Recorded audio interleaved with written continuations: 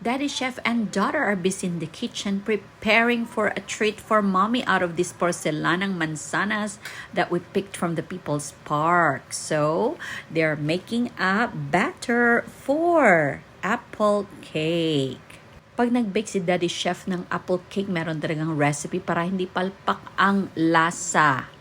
Now, he's pouring the batter sa form na merong butter and breadcrumbs. Ang dami nang nasungkit naming apples, kaya marami ang nilalagay ni Daddy Chef na peeled and sliced apples sa kanyang batter na nasa form na tingnan nyo. After arranging the sliced apples, it's time for Lana to sprinkle the cinnamon powder. Sprinkle with cinnamon powder.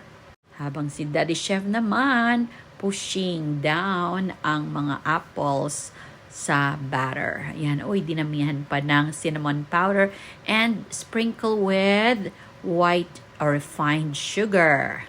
Ready na siyang i-bake sa oven ng mga 40 to 50 minutes under 175 degrees.